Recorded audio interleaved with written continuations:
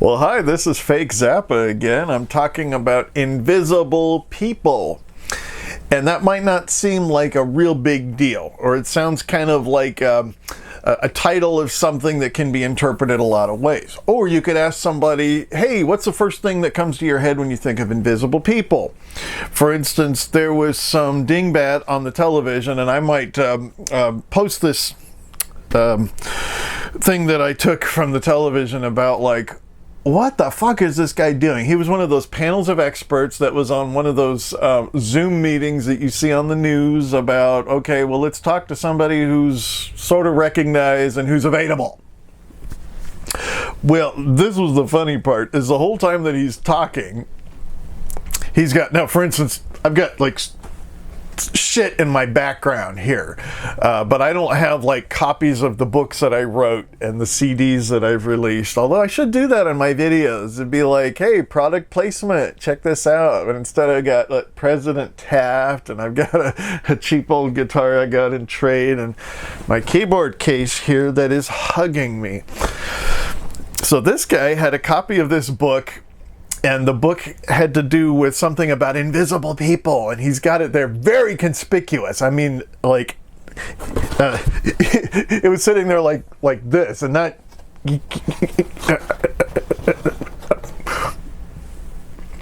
Most guys, when they're being interviewed, they have a bookshelf and they're this way, you know? It's pretty rare to have one like on display with the cover. I mean, that's how tacky it was. So I thought I'd look up this book about what he considers to be invisible people. And of course they were, now, I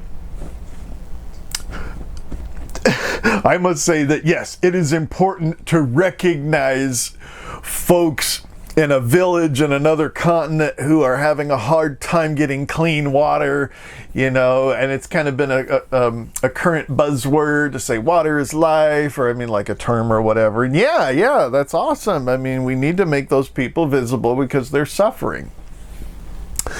The weird thing about this, though, is that when it comes to the people that are in their lives, the people that are shopping with them, talking with them, eating with them, waiting at the train stop with them, whatever. When it comes to talking about people we don't see,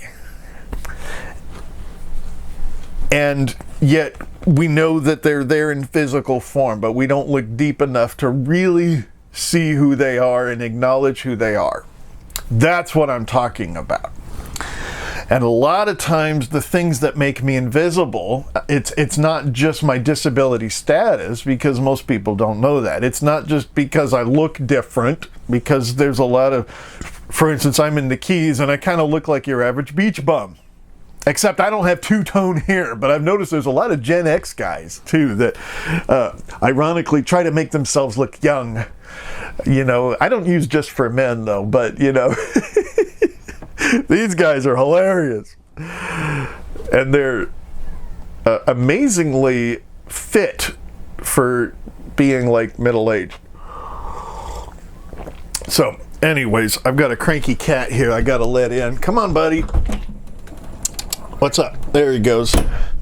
Alrighty, so here is, and he's now tangled up in my microphone cord right now. He's going to be very unhappy because it's his dinner time right now. And so he's going to be all over me getting cranky. And so anyways, when it comes to invisible people, before I'll get into that, I must say that today I was running out of cups to use, and I've never used this cup because it's so ugly. I mean, it's like this horrible shade of gray, and then I filled it with cold liquid, and it changes color. And the neat thing about it is that when you put something warm on it, the color disappears again. I never knew that. I had this thing sitting on my shelf for like 5-6 months. So who would have thunk that you have something like right next to you that does something cool that you never used it, because it's got the name of like one of the nudist clubs I went to and I didn't like, which also made me be like, why do I still have this cup? And then, holy shit, this is a really cool cup. I'm going to keep using this. See, it like there's my fingerprints on it. So, anyways, when it comes to this subject, holy shit. This is one of the reasons why this video is so long, is because I want to go more in depth. Not quite as in depth as my secret video. There's a video in this series that's I made it a little harder to find because it goes through some kind of time sensitive things, and I didn't want it to be as visible as the other stuff I'm doing here. But I did notice, though, out of all my recent videos, even my talking videos, this series right now is in the single digits in most of the episodes. Some of them I'll have them posted for weeks, and I can count on one hand, maybe two, how many hits that they've had. And I haven't looked up to see if they've been seen all the way through, too. So I do know that this is an unpopular subject, and out of everything that I've talked about in recent years, there was more denial about this subject than any other subject. And I'll go into some of the things that I talk about that people don't like to talk about. I call them how to not get invited to Thanksgiving dinner next year. That's, of course, you know, the cliche is you're hanging out with your family you haven't seen for a year or so, and somebody's always there talking about religion and politics and making fart jokes, and we just tolerate the you know, kind of the crazy uncle and stuff. Well, I don't have any nieces or nephews, though, but I'm kind of the honorary crazy uncle. And my family, they're actually very eccentric people, highly creative, and very smart, and pretty much every member of my family identifies as being open-minded. So I just always think they're fair game for whatever subject I want to bring up. And then we talk about our lives sometimes, and I talk about things that are dear to me.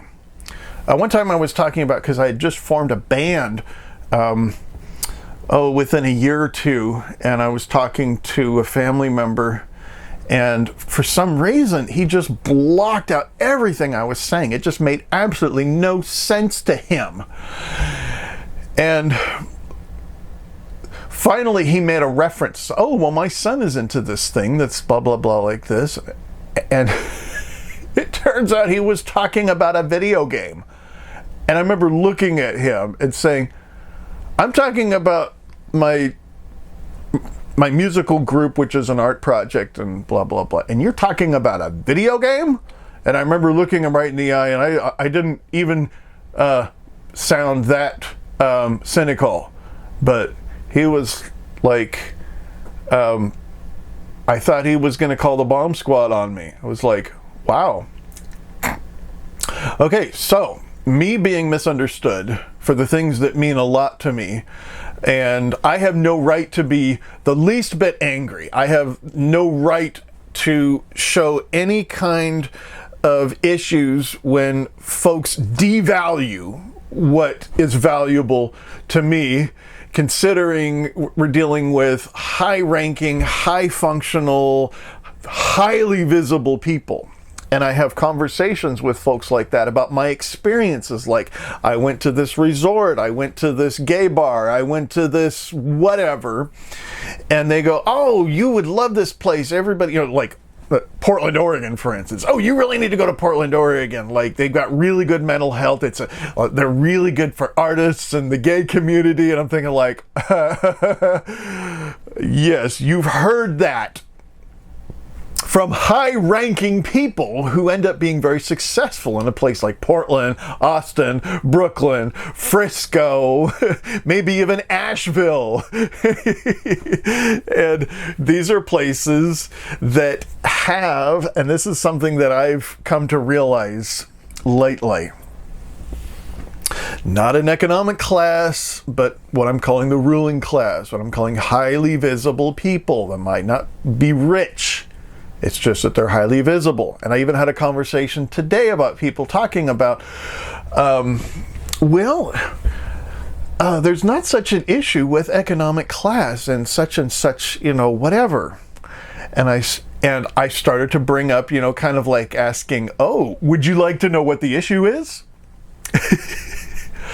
Because I've noticed that when I volunteer information and it doesn't even register, that sometimes I will ask them if they want the answer, or at least my best explanation, or my experience as an outsider trying to do business or trying to make friends or whatever in certain communities that these people have myths about, that they are accepting and tolerant and diverse.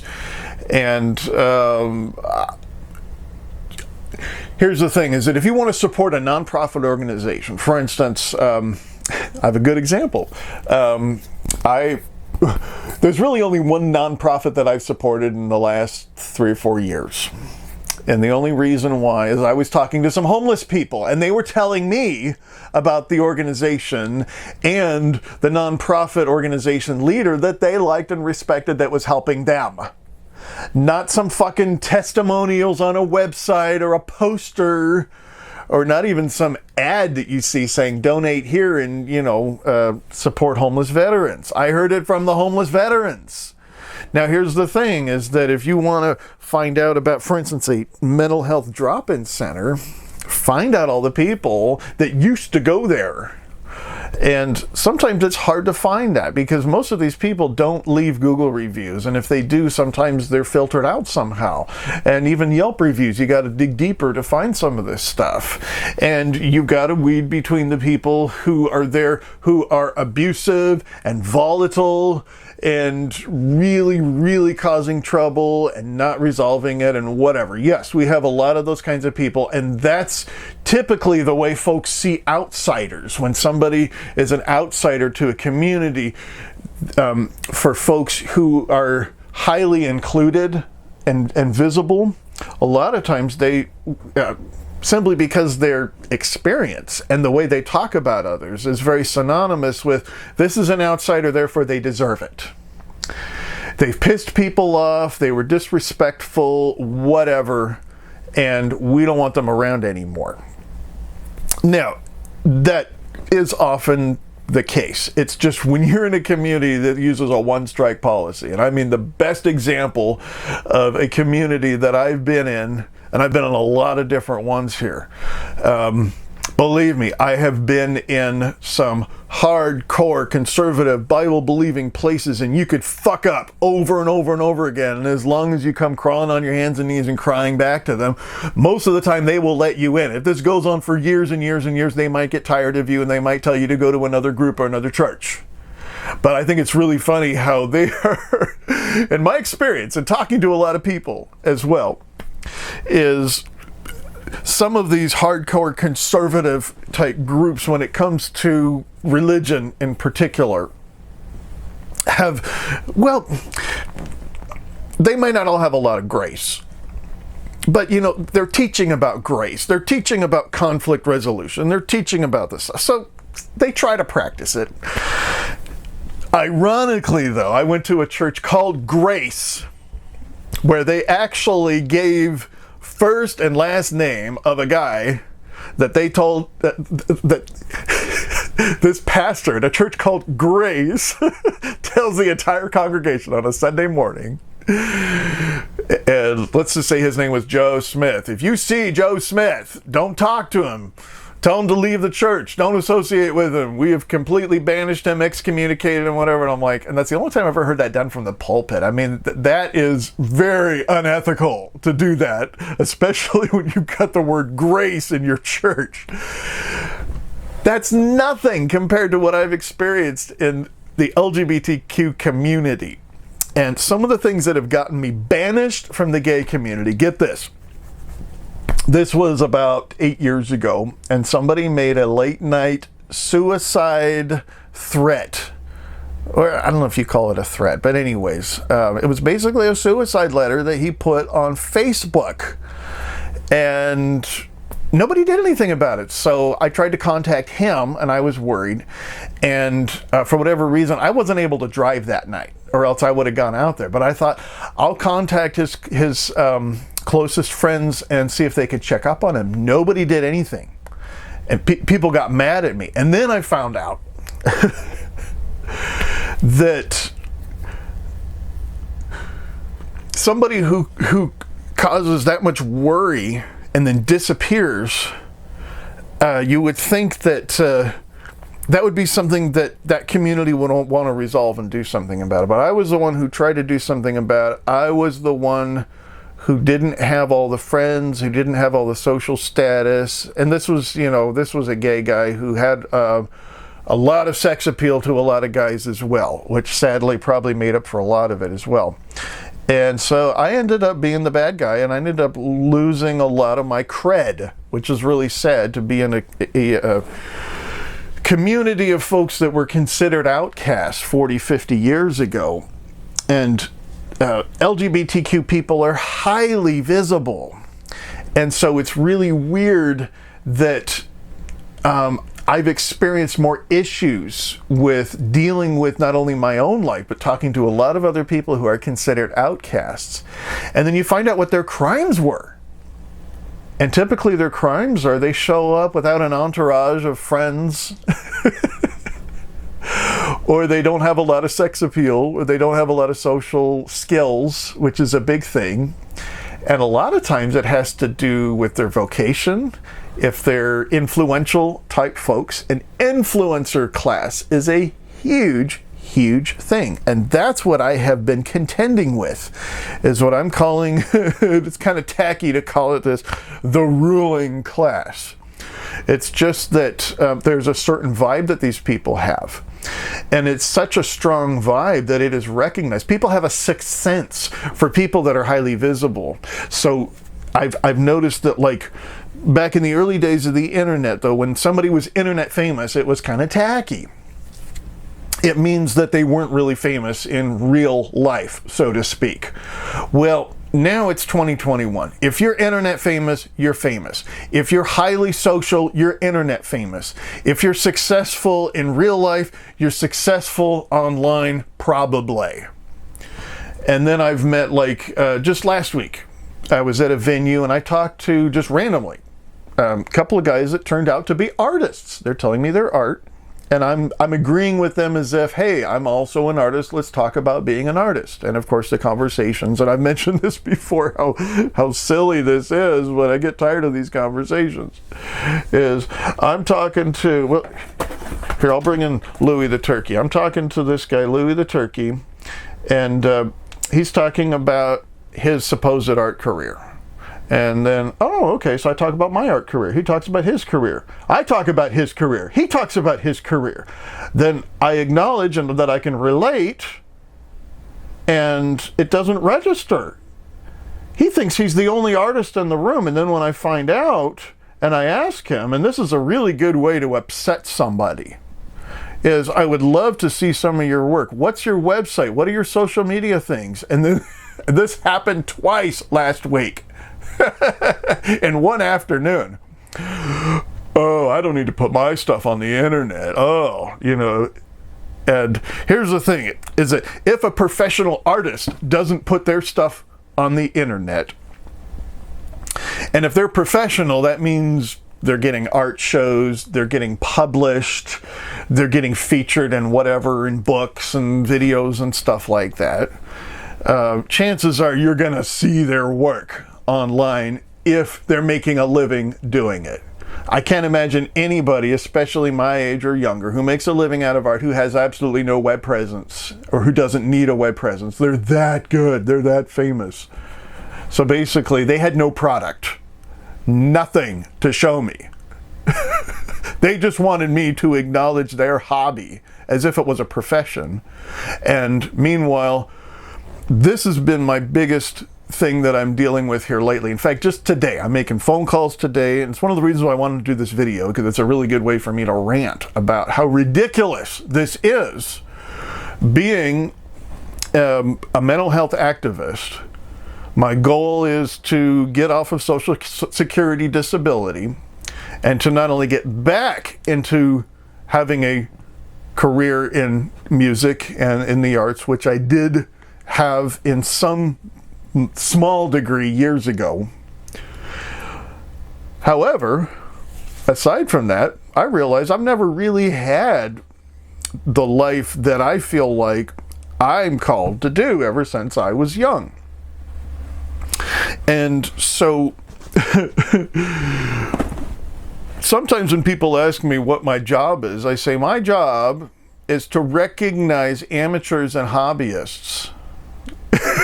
I might as well tell them that, because that seems to be my biggest job duties. When I'm in meetings with other artists, with folks who I call them weekend warriors,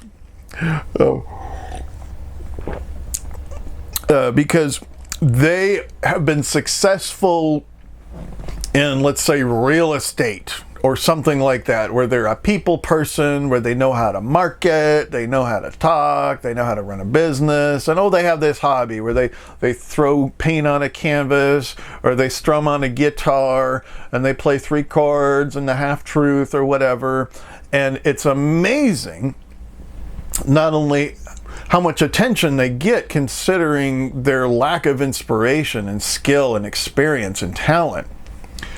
The weird thing is they're not like trying to get me to recognize them. They're obsessed. They're in a trance. And I've had so many conversations where I'm relating to them thinking, yes, this is I've done this music and I've had this background and stuff. Like, they completely block it out. So I'm met with denial in so many ways that I keep talking about this. This is really creepy. This is really surreal. What is making people act like this? Because they are acting crazy. There is something going on right in front of them, and they are in complete denial of it. Which brings me to my thing here when it comes to what the fuck is going on, especially when it comes to this, to these feelings of, okay, these are the crazy, horrible things that I was told as a kid, and then dealing with mental illness. These are the voices in my head that I'm fighting with, and they're constantly trying to devalue me, trying to get me to be convinced that their low value that they've put on my head, like a price tag, saying you're worthless or you're worth very little, don't think of yourself as, blah, blah, blah, like that. And then I get around folks, and sometimes they almost say things verbatim, like, what are you listening to? Holy shit. Because when it comes to people with certain characteristics, there's a tendency to put a price tag on certain folks based on, get this, how much visibility they get. And here is also one of the principles that I see in, of course, the history of suffering in general, which has probably been the last, let's say, 10,000 years since we stayed put and started farming and started worshiping emperors and coming up with these fucked up legends and turning them into gods and trying to convince everybody that to talk to invisible people and just all that crazy shit that goes on, which some people call it religion. But I'm dealing with a religion. And I'm contending with a way of life and an ideology and a way of being that is a snowball effect of people getting too much of attention. Too much of attention. Too much attention! And when people get too much attention, they're the people that get even more attention, which is what they call the snowball effect. When something gets bigger, it moves faster. When something gets bigger, there's only one thing it can do, is to get bigger and bigger and bigger until it finally dies, and then another one comes. And so that is what I'm calling the imbalance of power. And so here's the thing, is there's 2 kinds of people that I've noticed who are part of the problem. And of course, the powerful people that are too powerful, they have more power than they deserve, which means they have more influence over too many people with very little to contribute to their lives, in addition to a lot of bad advice. And then, of course, you got the folks who are highly recognized for doing stupid things. And because they're highly recognized, that's a value that's placed on them. And today, is just absurd because of the numbers you can put on these things. And so we have that problem. And I've noticed that those people, when they get visibility, it's like they're being worshipped. And the more visibility they get power. And that power can be observed by some kind of sixth sense. And this is where I start getting kind of spooky, metaphysical, weird shit. And that's okay, because there's only so far that psychology and sociology and all this stuff can explain this stuff. When people are observing the same things about the same people, making the same conclusions that are constantly against factual evidence, then I know that there's something weird going on, or it's some kind of religious ideology thing that is influencing that. But when it comes to invisible people, when it comes to putting a price tag on people and seeing the same people by different people and them coming to the same conclusions without even acknowledging the facts of what they have to contribute, what they've suffered, whatever it is, these things are happening more and more, maybe because I'm being more aware of them, or maybe because I'm spending a lot of time fighting demons, or maybe it's just because I have recently, in recent weeks, decided to identify myself as an unrepentant attention whore. And as much as people laugh at that, that is still considered what I call rock and roll blasphemy. To take the image and the name of somebody like Zappa and walk around pretending or claiming to do his work is a huge insult to Zappa fans, which is one of the reasons why they not only really don't like me, and they've made some efforts to try to keep me buried and invisible and all this stuff, is that if a million Zappa fans liked fake Zappa, chances are that would change their opinion, although they tend to be the most plastic and critical and hypocritical people of the rock and roll religion that I have come across. They're worse than deadheads. And I kind of like deadheads, except one of them, I had a neighbor here who was a racist deadhead. That was really funny.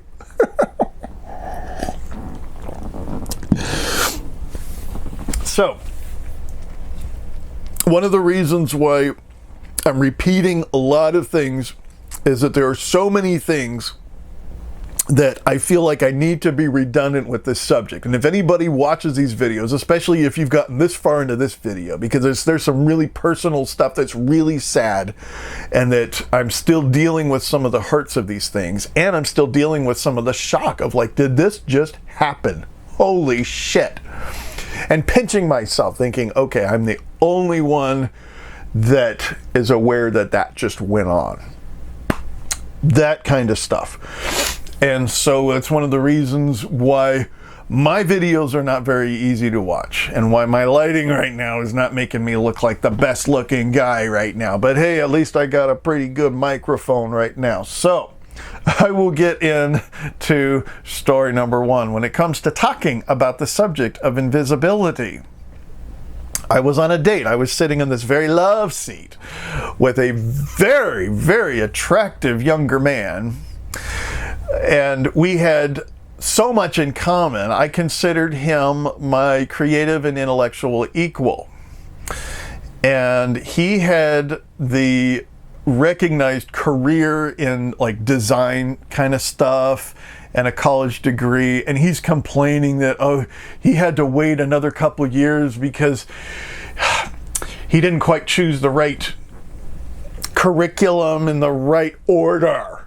And oh, you poor thing, you know, kind of like, I mean, this guy has got an amazing career in an industry that most people aren't privileged enough to get, and he's complaining about. So this was the kind of guy I was talking to. And we had a really good conversation, although a lot of it was, we're sharing our interest in music that we listen to. Meanwhile, here I've got a room full of instruments, and he's not asking me about my music one bit, which is kind of making me go, okay. He sees me, but he doesn't see me, you know? He's just kind of wondering, when we're going to take off our clothes and go into the bedroom. But I'm thinking I would like to get to know this guy a little better and to see if is there any possible way that he can transcend his ruling class and treat me with respect and equality. That would be really cool. And I give everybody a chance because I'm thinking one of these days somebody will. So we're talking about a lot of things. I'm talking about some pretty tricky stuff as well. And I'm talking about some sad things that have happened in my life. And then when I started talking about how I'm treated when it comes to social circles, when it comes especially the gay community and trying to do business and working as a professional artist. And I said, I've come to the conclusion that I'm invisible, that I just am not really seen. And I tell you, within just a few minutes of bringing up that subject, he's on his way out of here. I'm not even, and not only that though, I was talking politics and religion. I mean, I'm talking about all these controversies. That was the thing that was the cock block for him. That he is sitting with a guy who talks about being invisible. What does that mean? That is weird. That's crazy. I got to get out of here. What's going on with this guy? But the weird thing is that when you bring up a subject about somebody not seeing something and they don't see it, you've just proven your point. And this happened a couple more times, and it got more and more absurd each time this happened. I'll talk about just a couple other experiences I had with sexual minorities. The other one happened to do with a couple of women that were about my age. We were like all around in our 40s, and they came from urban progressive West Coast socialites, but one of the women was talking about how she was struggling with a lot of the political hostility, and I was like, wow, this is really cool. And they didn't really come off as being real snobs. But then again, we were smoking and drinking and, kind of hanging out at a campfire or whatever. And, and so I let my guard down and I started, talking. And this was after, hours of talking to these folks.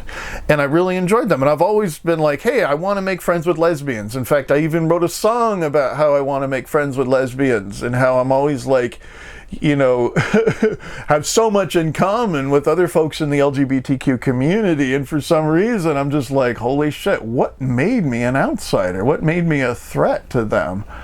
So sometimes I like to pretend that they are my friends, which is really funny. So anyways, yeah.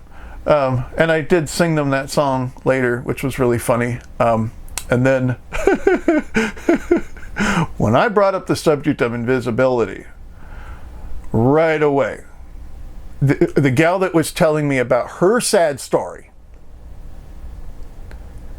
when it came to my sad story, I was not allowed. That is not equality. When someone says, you listen to my sad story, but I'm not going to listen to yours, kind of a thing. That is inequality.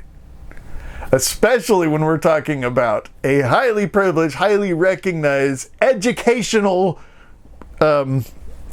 professional who had over a decade of this career. Holy shit. I thought, okay, so I changed the subject a little bit. I wasn't so graphic about my experience. And then I did manage to mention about the invisibility thing too. And both of them immediately blocked me out, and boom, they started talking to each other. Well, I decided I was going to just keep talking and see what happens. They started getting loud, and they started like, the joke, when you're like, I can't hear you, kind of a thing. That's really what they were doing. And here's the thing, is that I used to be a street preacher telling people that if they don't do what I say, they're going to go to hell for the rest of eternity. I mean, that is one of the most offensive things you can do to a stranger. And I never experienced, I experienced some hostility, but nothing ever than bringing up a subject like, I feel like I am treated like an invisible person. They acknowledge that I'm here next to them, but they don't see who I really am, what's really important, and the obvious, what I'm calling the elephant in the room. Here's my elephant. This is my Republican correspondent. He makes some great appearances like you did last week in Key West. And so, I was thinking of an example, because I have a sister that kind of reminds me of like Sheldon and Missy in Young Sheldon, where you got one kid who is socially incompetent, and then he's got a twin who is so socially advanced for her age. And believe me, there are some 11-year-old girls that are like that. And my sister was one of them. Unbelievable.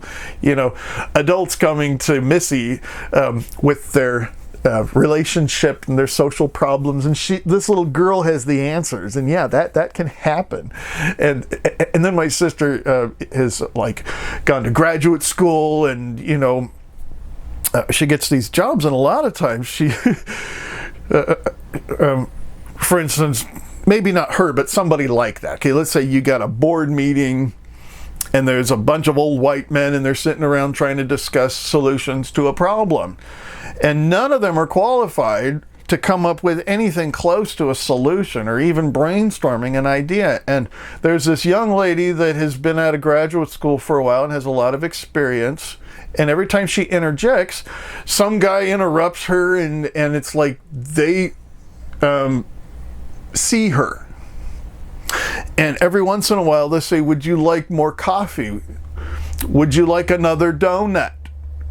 But when it comes to who she really is and why she's really there and what she really has to contribute, and if they listen to her, she could probably save their company. It's just she's invisible. And it's interesting how some people can be included in a place and be invisible, which brings me to something that I've come to notice too, especially when I lived in Portland, but it was such a party city. And I really don't like party cities. That's why I only lasted 2 nights in Key West. That's why I didn't like to hang out in New Orleans a lot, and places where people go there primarily, well, yeah, it seems like people that visit Portland, they go there to party. People that visit New Orleans go there to party. And people that visit Key West, ha! Yeah. That party never stops there. And parties are interesting because there are 2 people that are invited there. There's the kinds of people that are there just to fill up space, to make it look like it's a big party. And then you got the people, which I'm calling the losers.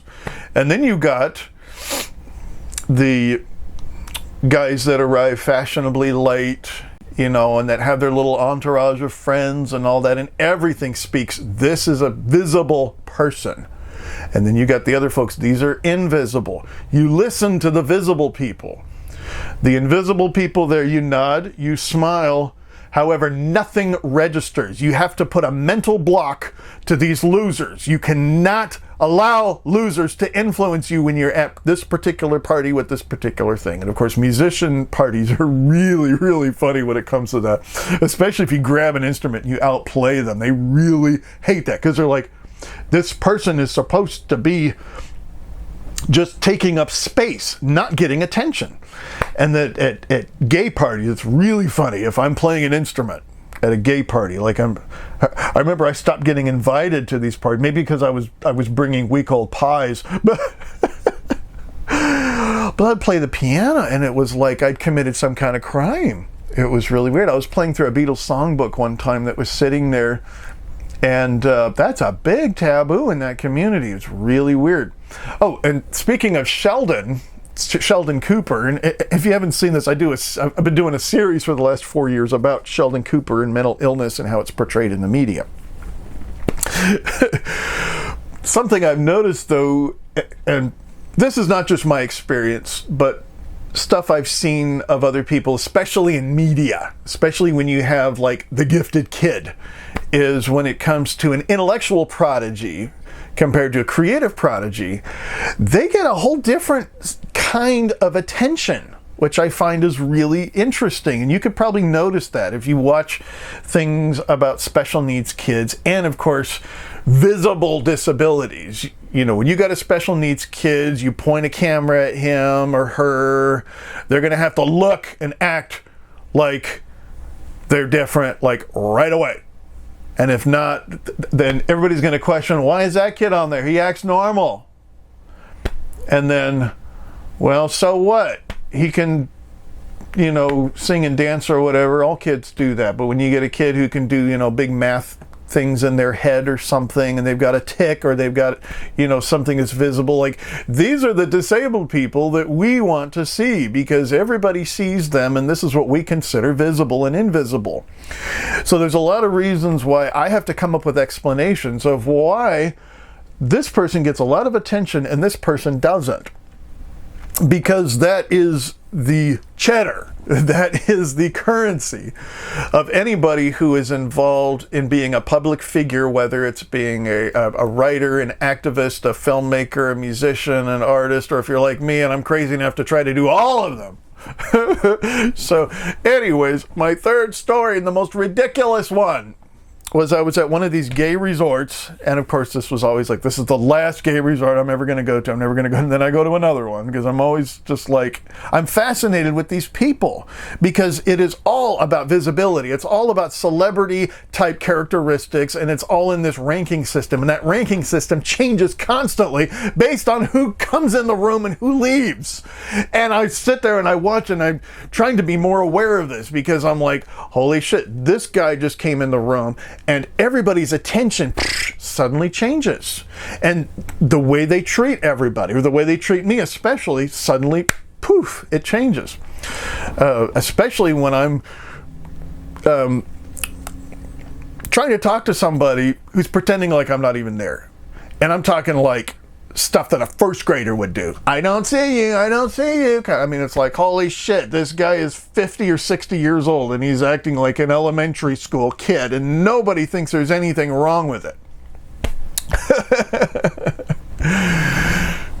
And then all of his friends get up and go to the bar and get drinks, and he's there finishing his cigarette. Suddenly, poof, I'm visible.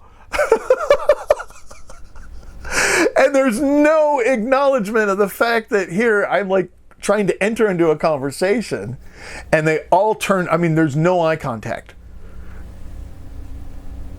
And I look at these people, they won't even look in my direction. I mean, they are so blocking me out. And then suddenly these people leave, and there's a shift of rank that goes on. And suddenly my rank goes up to where suddenly I get a little more visible, or if it's only him and I, that, okay, now I can talk to this low-ranking person because nobody else is there to see that I'm talking to this, what I think is an epic loser. Right over here. Not you, Louie the turkey. So, it got even weirder. That was at the pool, and that was funny because, like, one guy gets offended, and this guy looked like he had to have been at least 60 years old. I mean, he was all wrinkled and all gray hair and everything like that too. And I'm talking about how I, grew up in the 70s and was remembering the 1970s. And he got mad because I assumed that he was old enough to remember the 70s. Dude, he probably remembered the fucking 50s. And, so it's so funny how low-ranking, expendable, disposable people in a social setting have a one-strike policy. There is no need to resolve any conflict, or even what looks remotely like a conflict. And if there is no conflict, if there is no legitimate, logical reason to block somebody out, they'll make up something, or they'll try to be offended. And it's amazing how people want to be offended at things in order for them to justify blocking certain people out, or bullying. And the biggest form of bullying that I suffer, especially among fellow sexual minorities, is banishment. That is the worst thing you can do. That is the final thing you do when there's somebody in your tribe that you have tried to deal with for years and years and years. You finally expel them to suffer alone. When you're in jail, the worst thing to do is put them in solitary. When you're in school, the worst thing they can do to you is what? Expel you. I think that's the word. However, in certain communities, especially the ones that I seem to be stuck in when it comes to working with like mental health care, they work a lot of these same principles because they're dealing with a highly visible stuff. For one thing, there's a kind of celebrity kind of thing when it comes to, believe me, when it comes to mental health nonprofits and fundraisers and art shows and all that kind of stuff, those kind of principles apply when it comes to taking care of the mentally ill, which is really sad. And you have a vulnerable, expendable, revolving door of clientele that are easily influenceable, that attracts a lot of really, really fucked up people. And so when it comes to the mental health, and this is something I mentioned at the beginning of this video, you want to see a mental health drop-in center that you want to donate money to, do whatever you can to talk to as many mentally ill people as you can and find out what their experience was. Trying to make friends there, trying to feel like they can contribute with equality, being heard, getting follow-up, getting whatever, and you'll find out that they operate on a social ranking system as well. And of course, arts and entertainment. And the biggest thing that I notice, and I keep talking about this too, is that very few people talk about, very few people that actually get heard, because it's really uncool to say bad things about LGBTQ people, especially if you're not one.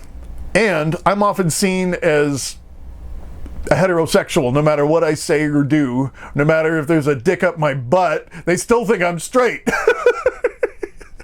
And so I feel like I have a right to say these things. And the funny thing is that I'm still branded as some kind of straight guy that shouldn't be saying these things. But I will say it again and again. The LGBTQ community, on a foundational level, is based on an unfair system that resembles celebrity principles.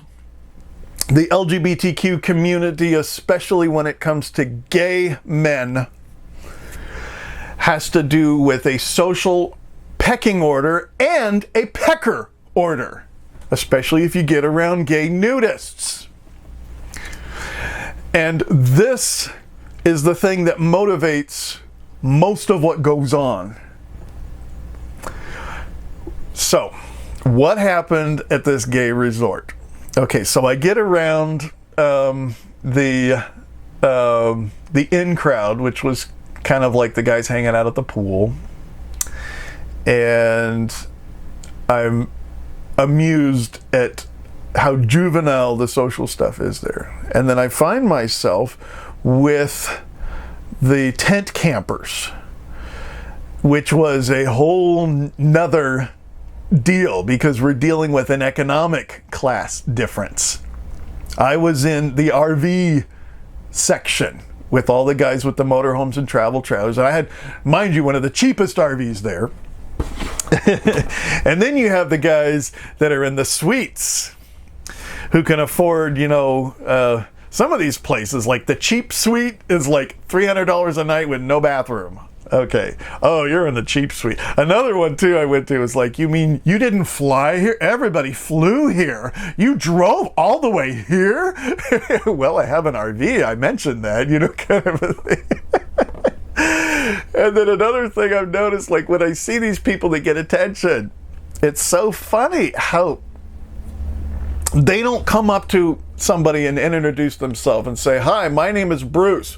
I have this many friends. I have, here's my calendar. See how many social things I have in my calendar. And I'm this important because I got this kind of business and people, look at my phone. People are calling me all day and this is all business stuff because I'm so important and influential. And then here's my car, here's my boat, here's my whatever. That would be really tacky if they did that. It's almost like dogs sniffing butts. Like, why do they do that? However, though, I've noticed that when I see these guys that meet me or they meet somebody else or whatever, or I overhear them talking to each other and they introduce themselves, it's amazing how they're able to interject all of these status symbols in the beginnings of their conversations, and then I notice how they're weeding people out and they're focusing on each other that are in the same fucking social status. Not only that, though, when it comes to influencer status, holy shit, that is the big thing. And this is one of the big things I've dealt with, is because I was mentioning earlier about the two types of people who are a part of the problem. And it's definitely the power-hungry people who are constantly wanting to be recognized and getting more power, and they have too much, and they don't deserve it, and they're obsessed with getting more and more and more constantly, and for some reason, I'm supposed to give it to them. And then I have people that are really at what I call, as far as the labels they put on me, my level. And the people I can relate to, and I say this a lot, the people I can relate to the most are homeless people. It is really weird to have all this stuff and relate to homeless people more than people that are in my economic class. Which makes me realize it's not just economic class we're dealing with. We're dealing with people that are highly visible and people that aren't. So the other types of people that I've dealt with, that I'm having to contend with, that I have given them opportunities to do something tangible to help my career, my mental health, my life, and they cannot do it. They are blocked. And it's the same thing blocking them as it's blocking the powerful people. And this is what it is. They're enabling the abuse and the addiction to power. Just as somebody who's worshiping some weird fucked up god, let's say Moloch. How many people worship Moloch? Well, you can find him in the Old Testament. And that's a really fucked up god to worship, but they're scared not, they feel like they have to sacrifice babies and stuff like that, or else Moloch is, going to curse them or something like that. I mean, it's really stupid. And at the same time, you see people who are giving a lot of attention, a lot of resources, and trying to get other people to give attention to people who have way too much recognition, way too much attention, way too much power. And those are the enablers. And those are people who are low-ranking, who are invisible, and instead of bringing visibility to themselves and others who need it and deserve it, they are a part of the problem. And unfortunately, they are just as deceived, they are just as in a trance. And it's weird, you talk to people and you start bringing up things about what can you do? There is a solution. There is a problem. And for me, whenever somebody offers something like that, it should be considered, right? I mean, somebody's car is broken down, they're on the side of the road, and somebody comes up and says, I think I know what your problem is. They're like, well, I don't even want to consider what you have to say. I'm just going to stand here by the side of the road and let my car smoke for another couple hours. Somebody else drives up and says, I think I know what your problem is. And you look at that person and think, yeah, but I don't like your shoes, so get out of here.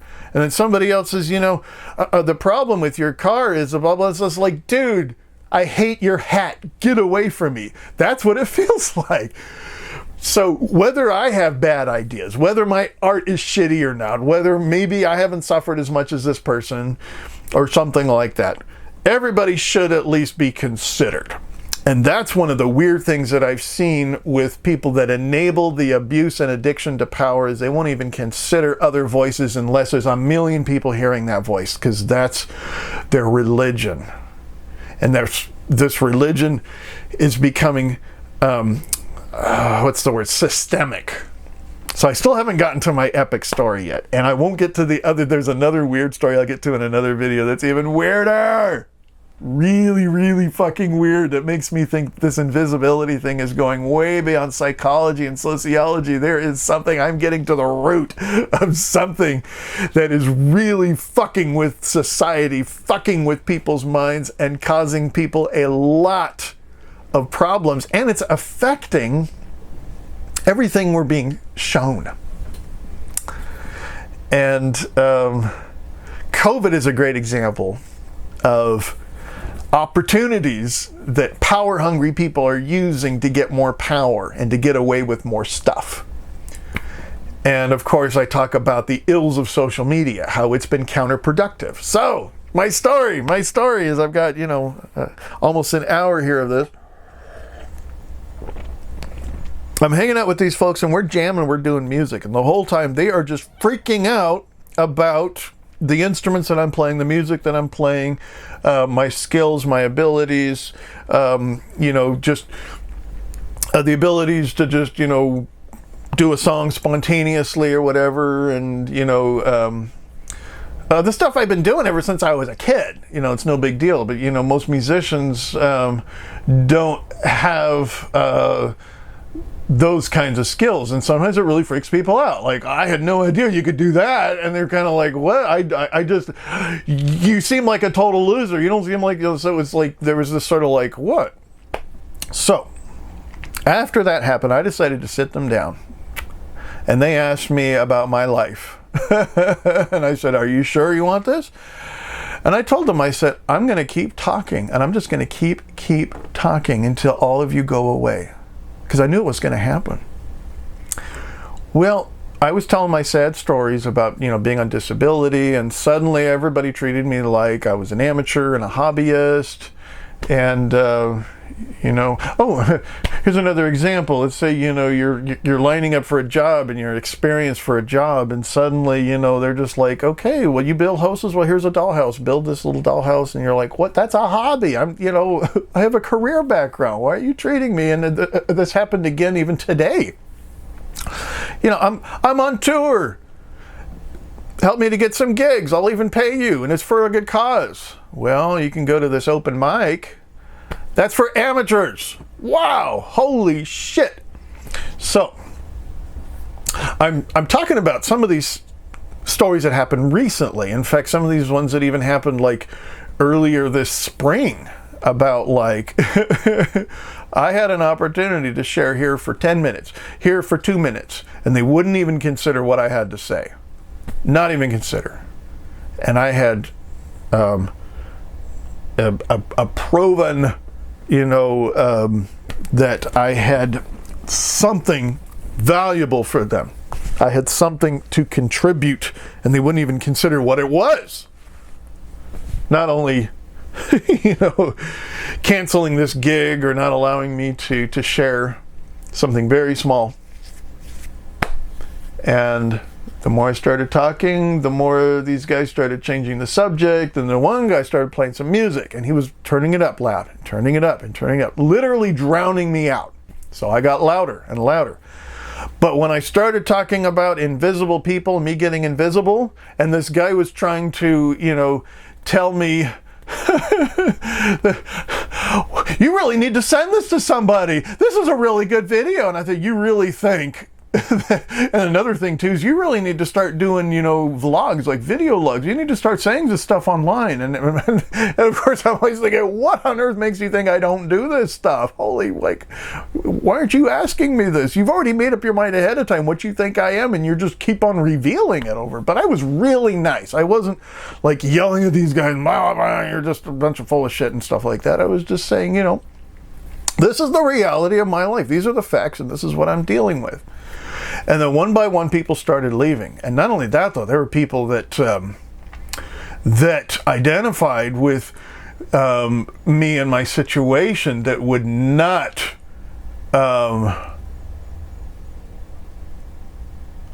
acknowledge it. It was really creepy. And it makes me realize that people that are treated invisible, they have tried to gain visibility. And after a few attempts, they realize that they're up against something that is really going to hurt them and ruin their lives, and they're going to be alone. They're going to be banished. If they want attention, chances are they're going to be banished. They're going to be punished. They're going to suffer. And no wonder why they're scared. No wonder why they hate this subject. No wonder why they literally want to drown me out. Holy shit. And so, this has really been, out of all the things that I have dealt with, for instance, one of the things I talk about a lot that's very unpopular is telling educated progressives how to talk to Trump supporters. They don't know how to talk to Trump supporters. That's all they can do is lecture and freak out and be more divisive. And I tell them how successful I have been at that. And occasionally I'll have a couple of them that might even listen to that. You would think that would be one of the hardest subjects for them to talk about, but this, talking about somebody who is in the room with them and they regard that person the same way they would regard a piece of furniture. And then they try to cover it up. And that's what makes it even weirder, too, is that when you get somebody who is treated like they're an outcast, like they don't belong, they're an outsider, and then people come by and they try to make all these gestures to make it sound like they're not doing that. And that's very, very typical, I've noticed, with the educational community or folks that are insiders with educated people, which that means they're typically influencers and stuff like that. The other thing about diversity is people think as long as we have sexual minorities and racial minorities and maybe even economic type differences in a social setting, that they consider that equality. And the thing that I've noticed, the biggest class discrimination, the biggest forms of bigotry that I have noticed is when it comes to the influencer class, those that are visible and those that aren't. And if you don't feel like you're heard, try to do what you can. I mean, everything you possibly can to act like people that are being heard. Seriously, act like people who are heard if you're not heard, and see what happens. And then you realize it'll probably ruin your life like it has been ruining my life for the last 4.5 years.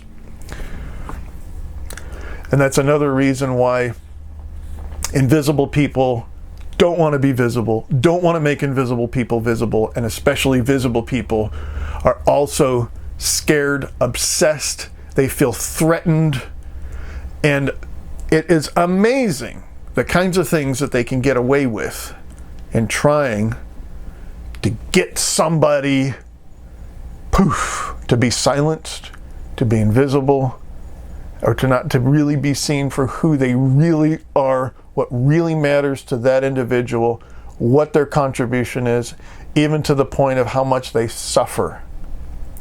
So that's the fun part. And the next time I'm going to hopefully talk about when I disappeared in the hot tub and the weird circumstances that happened around that. So anyways, thank you for seeing me. And of course, thank you for Louie the turkey. And you know what's really weird is, here it is. It's been night now for a while. Buddy the cat wanted to come inside, and he hung out with me for an hour without whining and crying and freaking out because he didn't get his wet food yet. Because this is time for your canned food, which you love and you're used to it. So he is being wonderful. So thank you, Buddy the cat. Love you so much.